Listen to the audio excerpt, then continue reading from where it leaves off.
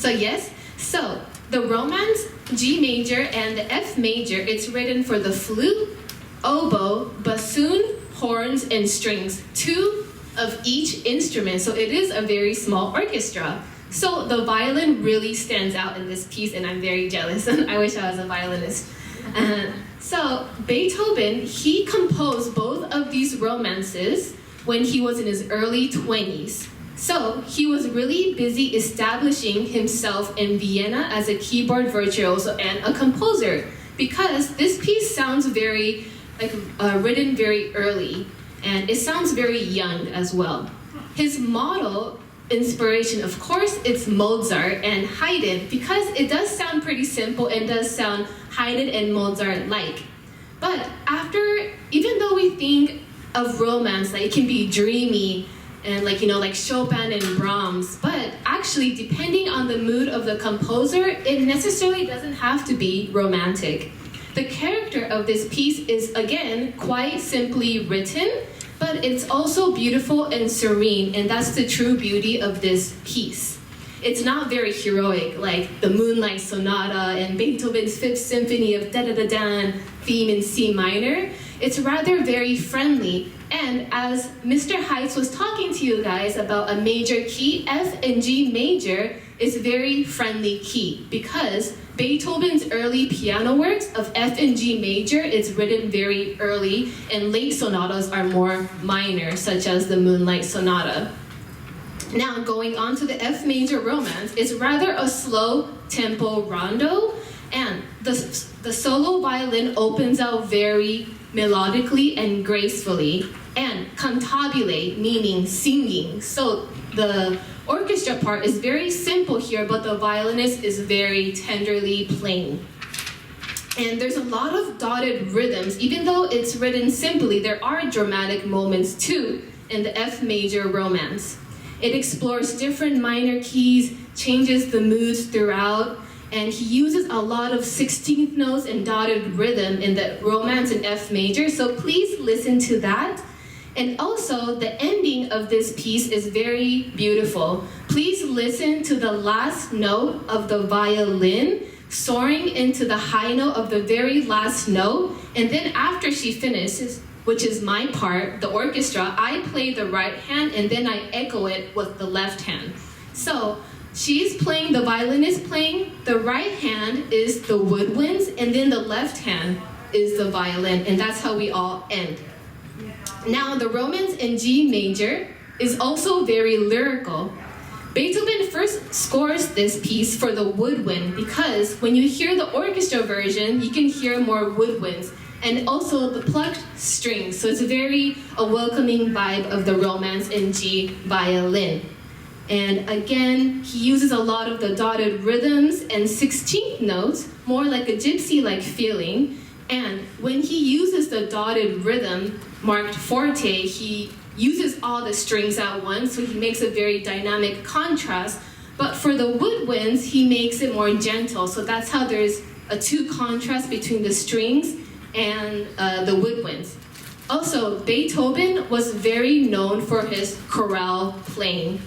As you can see, in his Symphony No. 9, literally called the chorale, it's called Ode to Joy, the 4th movement, he uses a lot of vocalizations. So in this piece, it's more like a 4-part, 3 to 4 voice chorale that I'm playing, and then she plays as well in her own part. So you might hear that between the violinist and my section. And now, this Romance in G and F major uses a lot of the rondo refrain, and I'll be talking about that. Beethoven used a lot of the ABA form, which is a typical form used in piano sonatas. I don't want to go too deep. It's just exposition, development, and a recap. It's just like a typical form of how to write a piano sonata. But since it's only a 1 single movement concerto, he only used the rondo form.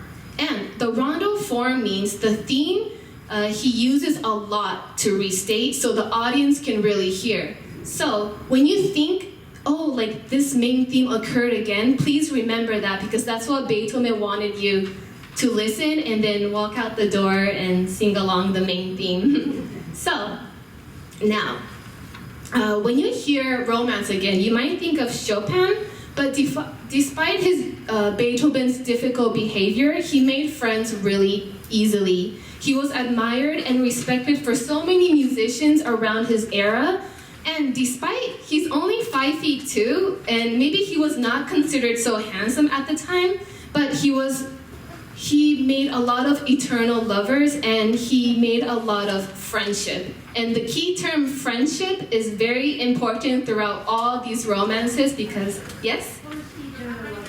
Eternal lovers mean when he loved somebody, he just like thought about her, and he was just dreaming about love. Yes, don't worry. Any questions is good.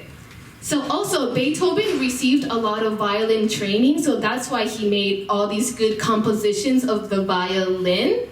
And again, after moving to Vienna, Beethoven moved around Europe a lot, but he was fortunate to form enduring collaborative friendships with different violinists. And again, friendship is very important throughout this piece and with Beethoven. Now, going on to Wagner Romance. He was also a German composer, and even though he was particularly known for the opera pieces, he also wrote chamber works and the orchestra. And surprisingly, his opera, he made really, really long opera pieces, like this 15-hour opera piece called The Ring Cycle. But don't worry, this is not 15 hours long, and I promise you, no, it's not. I'll be falling asleep. But but Wagner also composed short pieces, and which is very surprising because this is my first Wagner piece that I'll be performing with my violinist. So Wagner, he composed this piece through his late years, and through his late years, he was very inspired by religion and art, Christianity, and God. So this piece is very spiritual and heartwarming in the melodical parts of the violin and the piano part. Yes, so even though Wagner was known for his dramatic works of the bass and the trumpet and the trombone in the orchestra and opera piece, this piece is rather innocent. It can be more used in emotional scenes of an opera. It's more like a salon music. And the term Alumbat, this piece is called Alumbat Romance, meaning album leaf. He fell in love with the romantic tradition of short, expressive compositions. Mainly, this was written for the piano, but it was usually written with a specific dedication to a friend, again, key term, or admirer. So, ending my lecture, when you guys hear all these romances that will be played by Alexis and I, please think of a friend, admirer, loved one, or maybe a lost loved one when you listen to our performance, because romance means friendship. Thank you.